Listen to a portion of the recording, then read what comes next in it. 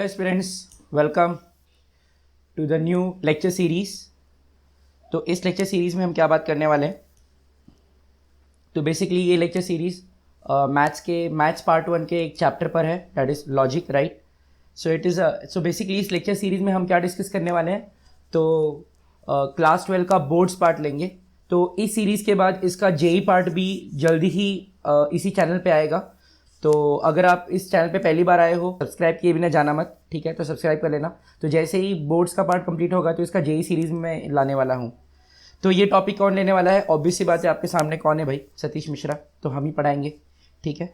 तो बने रहिए मेरे साथ, इस वीडियो को एंड तक जरूर देखिएगा।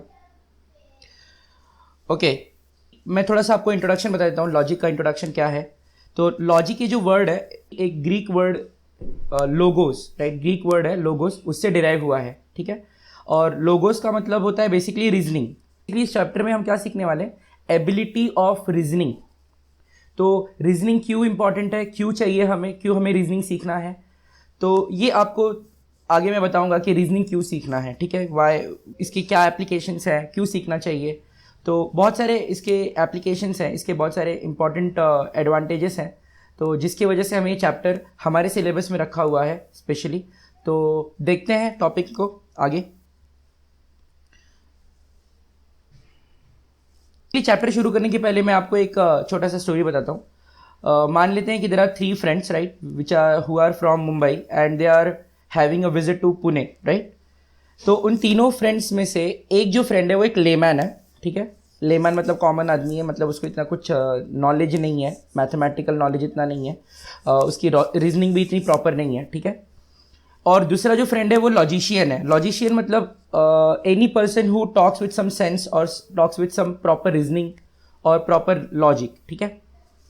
एंड थर्ड पर्सन जो है वो मैथमेटिशियन है, ठीक है। तो होता क्या है कि वो ऐसे ही पुणे में यहाँ वहाँ जाते रहते हैं। तो basically what they do is, मतलब ऐसे ही वो कुछ करते नहीं है, बट उनको क्या होता है कि एक पिंक डॉग दिखाई देता है वहाँ पर, ठीक है। वो लोग एक पिंक डॉग को देखते हैं। तो उसमें से जैसे ही पिंक डॉग को देखते हैं तो जो लेमैन होता है वो फटक से क्या बोलता है, look the dogs in the Pune are pink. तो लेमैन सीधा क्या बोल देता है कि भाई पुणे में जितने भी डॉग्स है वो सब पिंक है। तो उसका ये सीधा कंक्लूजन रहता है कि dogs in Pune are pink. तो उसे करेक्ट करते हुए, उसकी बात को करेक्ट करते हुए जो लॉजिशियन है वो ये बोलता है, no it's not like that, actually some of the dogs in the Pune are pink. मतलब सारे डॉग्स पुणे में पिंक नहीं है, कुछ कुछ डॉग्स, यानी सब नहीं, कुछ कुछ हो सकते हैं, सारे नहीं हो सकते। सभी डॉग्स का पता नहीं, लेकिन सम ऑफ देम में बी पिंक। तो देखो, लॉजिशियन जो है वो प्रॉपर रीजनिंग के साथ बोल रहा है, इसकी स्टेटमेंट को हम डिनाई नहीं कर सकते, ये गलत बोल रहा है ऐसे नहीं बोल सकते। He saying properly, right, he saying some of the dogs in Pune may be pink, okay. But जो मैथमेटिशियन होता है वो उन दोनों की स्टेटमेंट्स को सुनता है, फिर वो अपना जो एक्सप्रेशन है वो, मतलब वो अपना स्टेटमेंट देता है इस पर्टिकुलर सिनेरियो पे। वो बोलता है, I think at least one of the dog in Pune are pink, at least one of the dog in Pune are pink, not all. मतलब कम से कम एक डॉग तो होगा जो पिंक है, जो आपको दिख रहा है, या इससे ज्यादा भी हो सकता है। तो देखो, इन तीनों स्टेटमेंट्स को अगर आपने देखा, लेमैन का, लॉजिशियन का और मैथमेटिशियन का, तो आप क्या देख रहे हो कि जो लेमैन है वो किसी प्रॉपर रीजनिंग के बिना, मतलब उसके जो मन में आया उसने वो बोल दिया कि भाई all the dogs in Pune are pink. Not, उसने ऑल वर्ड यूज नहीं किया, but he is saying that look dogs in Pune are pink. इसका मतलब क्या है कि he is saying about all the dogs, ठीक है। तो लॉजिशियन ने जो कहा वो सही है, डिनाई नहीं कर सकते, मतलब उसके बात को गलत ठहरा नहीं सकते। He saying that some of the dogs in Pune are pink, तो ही इज करेक्ट, गलत नहीं है वो। और जो मैथमेटिशियन है वो टू द पॉइंट बात कर रहा है, एकदम टू द पॉइंट बात कर रहा है कि at least one of the dog in Pune are pink. कम से कम एक डॉग जो है पुणे में वो पिंक है, सारे नहीं है, ठीक है। तो आप देख सकते हो कि दो जो पर्सन्स हैं, लॉजिशियन एंड मैथमेटिशियन, इसमें से प्रॉपर, सबसे प्रॉपर स्टेटमेंट किसका है, मैथमेटिशियन का, ठीक है। लॉजिशियन का भी स्टेटमेंट सही है, डिनाई नहीं कर सकते, कॉन्ट्राडिक्ट, मतलब उसको गलत नहीं बोल सकते, बट एकदम टू द पॉइंट नहीं है। तो मैथमेटिशियन के पास ये एबिलिटी कैसे आई कि वो टू द पॉइंट बात कर रहा है। क्योंकि he knows proper logic, he knows proper reasoning, उसे पता है कि प्रॉपरली रीजनिंग कैसे करते हैं, ठीक है। तो इसीलिए ये चैप्टर यहाँ पर हमें हमारे करिकुलम में दिया गया है, so that we can have the ability of proper reasoning. अगर हम प्रॉपर रीजनिंग कर सकते हैं तो हम टू द पॉइंट बात कर सकते हैं, तो हमारी बातों को कोई डिनाई नहीं कर सकता। और हाँ, मैथमेटिक्स में बेसिकली आपको पता है कि to be a proper mathematician you need to know theorems, and theorems को आपको ऑब्वियसली बात है प्रूव करना पड़ता है, तो उसके लिए प्रूफ लिखना होता है, और प्रूफ में बहुत सारे स्टेटमेंट्स होते हैं, और हर स्टेटमेंट का अपना एक प्रॉपर लॉजिक होता है। ऐसे नहीं कि कोई भी इस थ्योरम का स्टेटमेंट उस थ्योरम में, उस थ्योरम का स्टेटमेंट ये थ्योरम, ऐसा नहीं चलता, ठीक है। तो जो भी आप देखो, आपने थ्योरम्स लिखे ही होंगे, जब हम थ्योरम की बात करते हैं तो आपको 10th स्टैंडर्ड याद आता है, राइट। 10th स्टैंडर्ड में थ्योरम्स एग्जाम में आते हैं, तो उसके लिए आप पढ़ते हो, उसे बहुत सिंसियरली पढ़ते हो। ज्योमेट्री के थ्योरम्स तो बाप रे, मतलब आपको तो बहुत मज़ा आ जाता है ज्योमेट्री के थ्योरम्स पढ़ने में, ठीक है। तो थ्योरम्स अगर आप लिख सकते हो, then you can become a mathematician, right. मतलब मैथमेटिशियन बनने के लिए ऐसा ज़रूरी नहीं कि थ्योरम आना, लिखने आना ज़रूरी है, बट अगर आपको थ्योरम लिखने आएगा तो it is a good thing, ठीक है। अब मैं आपको बताने जा रहा हूं कि लॉजिक के एप्लीकेशंस क्या क्या हैं। तो मैथमेटिक्स की अगर बात करें तो अगर आपको लॉजिक आता है, आपको प्रॉपर रीजनिंग आता है, तो आप थ्योरम्स में उसका यूज करके प्रॉपर थ्योरम्स लिख सकते हो with proofs, with proper proofs, right. And second application is Boolean algebra. तो Boolean algebra is all about it's a study of binary numbers, right. अगर आप कंप्यूटर साइंस या थोड़ा बहुत इलेक्ट्रॉनिक्स के बारे में जानते हैं, अगर आप डिजिटल एप्लीकेशंस यूज़ करते हैं और आपको उसके फंक्शनैलिटी के बारे में थोड़ा बहुत मालूम है, तो आपको बाइनरी नंबर्स पता होंगे, यानी numbers which involve only 2 digits 0 and 1, right. तो पूरा जो नंबर सिस्टम है वो सिर्फ 0 and 1 में है, वो बाइनरी नंबर्स है। और बाइनरी नंबर्स ये बुलियन अलजेब्रा में इसका यूज़ है, राइट। तो Boolean algebra is all about study of binary numbers, और इसमें लॉजिक का भी कॉन्सेप्ट यूज होता है। And this Boolean algebra developed by a mathematician called George bull, ठीक है। तो उन्होंने ये पर्टिकुलर फील्ड को डेवलप किया था। तो अगर आप बुलियन अलजेब्रा पढ़ना चाहते हो तो आपको लॉजिक आना चाहिए। और बुलियन अलजेब्रा क्यों पढ़ना है? अगर आपको डिजिटल इलेक्ट्रॉनिक्स जैसे फील्ड में जाना है। लॉजिक का एक और एप्लीकेशन क्या है? इसका एप्लीकेशन एक और है जो इंजीनियरिंग फील्ड में यूज़ होता है। तो first application is in switching circuits, and second application is in digital electronics. Specially digital electronics में जो लॉजिक गेट्स होते हैं, स्विचिंग सर्किट की अगर हम बात करें तो स्विचिंग सर्किट मतलब एक ऐसा सर्किट जिसमें एक बेसिक स्विच होगा, ठीक है।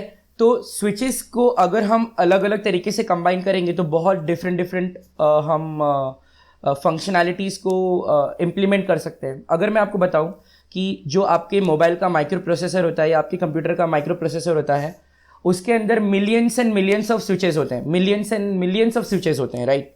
और वो अलग अलग टाइम इंटरवल में ऑन ऑफ होते हैं, उनके स्टेटस में ऑन ऑफ होता है, and they function in that way. तो स्विचेस कैसे काम करते हैं और बहुत सारे स्विचेस को अगर हम कंबाइन करेंगे तो उससे एक पर्टिकुलर टास्क कैसे परफॉर्म किया जाता है, ये सारी चीज़ें आप लॉजिक के थ्रू समझ सकते हो। अगर आपको लॉजिक आता है तो आप स्विचेस के वर्किंग को अच्छे से समझ सकते हो। अगर आपने स्विचेस के वर्किंग को अच्छे से समझ लिया, then you can go up to microprocessors, right. Microprocessor की स्टडी तक आप जा सकते हो, उस लेवल की स्टडी तक आप जा सकते हो। और जो डिजिटल इलेक्ट्रॉनिक्स में मैं लॉजिक गेट्स की बात कर रहा हूँ, तो बेसिकली लॉजिक गेट्स जो होते हैं वो स्विचेस से ही बने होते हैं, ठीक है। तो logic gate is a basically advance part of switch. तो switch is a very fundamental part, उसको थोड़ा एडवांस पार्ट में लेके जाएंगे तो स्विचेस को अगर हम मल्टीपल स्विचेस को कंबाइन करेंगे तो लॉजिक गेट बनेगा। एंड फिर लॉजिक गेट से बहुत सारी चीज़ें होती हैं, लैचेस बनते हैं, फ्लिप फ्लॉप्स बनते हैं, काउंटर्स बनते हैं।